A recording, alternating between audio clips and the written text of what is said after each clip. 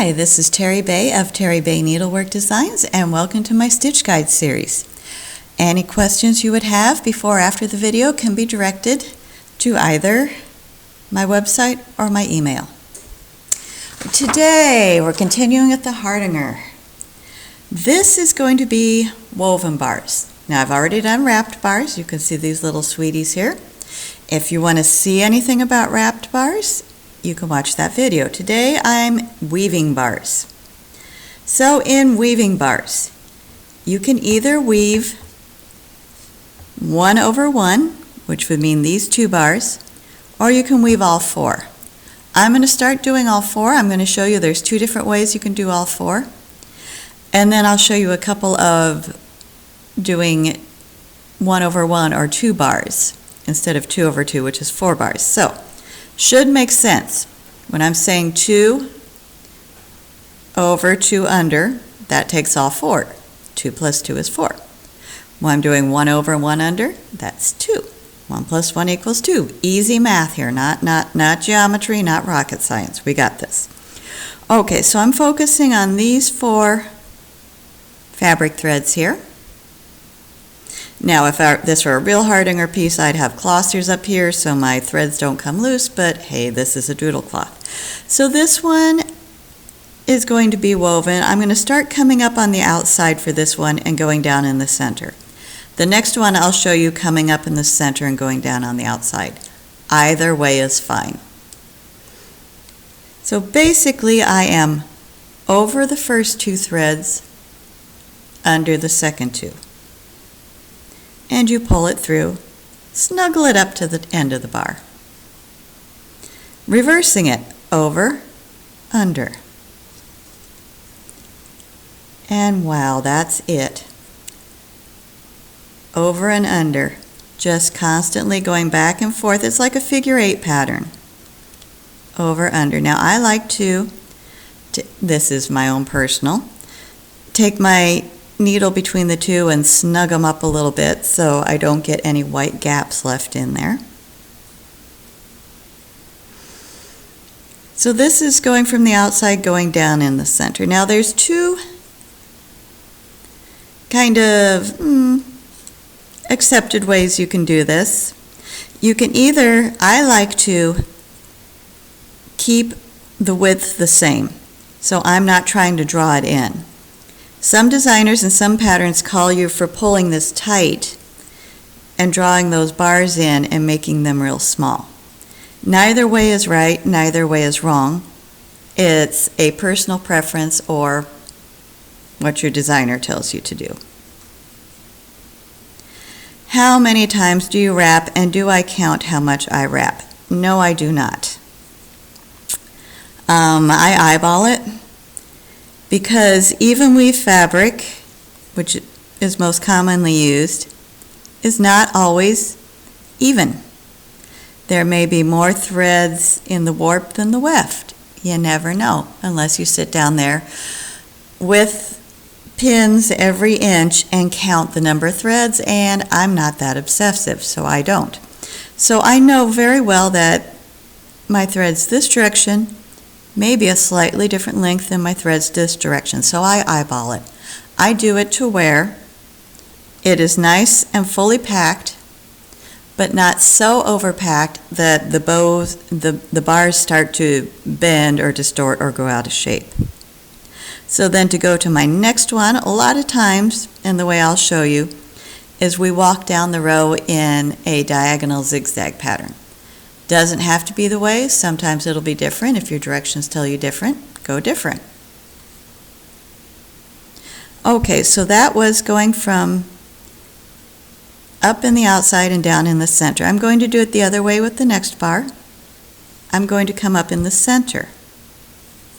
So then I'm going under and over, and notice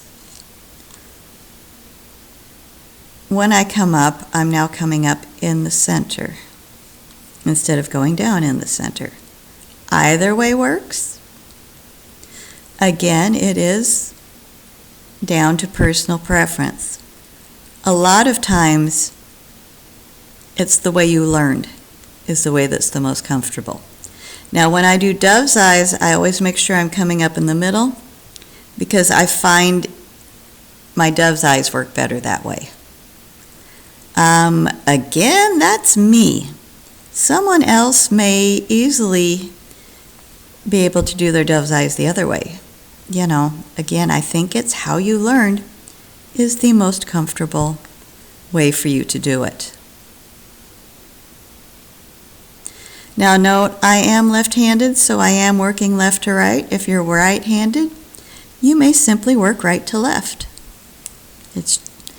There's no reason in saying that you have to go from this side of the bar to this side. You can go from here to here. No rules at all. Okay, now I'm going to come down to do my next bar. And now I'm going to show you the over ones. Now, these to me are a little bit trickier just because I'm going over and under one bar or one fabric thread. So they like to bend and bow and twist on me. I make sure and keep my finger underneath to help hold that flat, because if I don't, when I come through, see how it wants to tuck under and roll? I like keeping my finger under there to support it. Now I know there are many lovely filling stitches that want you to do this way, and I've done it in many of my teaching charts because it's a good technique to learn. I'll tell you the truth, it's not my favorite to work. I prefer to work them 2 and 2 than 1 and 1. Again, hey, personal preferences. So yeah, woven bars are very simple.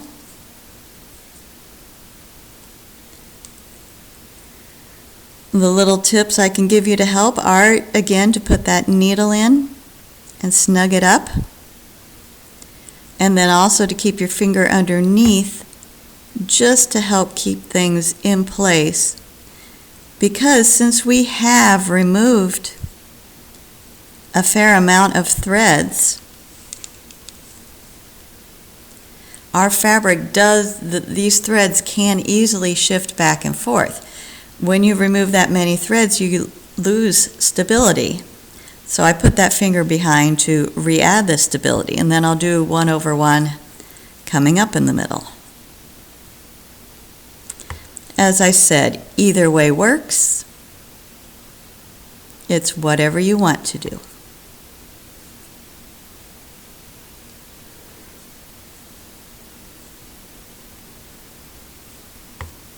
And again, I don't count my number of wraps because sometimes weaving, I just did wrapping, this is weaving, you'll get like 8 pairs this way, and then if you do 8 pairs this way, they don't look the same. And in Hardanger, it's about consistency in the appearance more than consistency in having an exact number of wraps.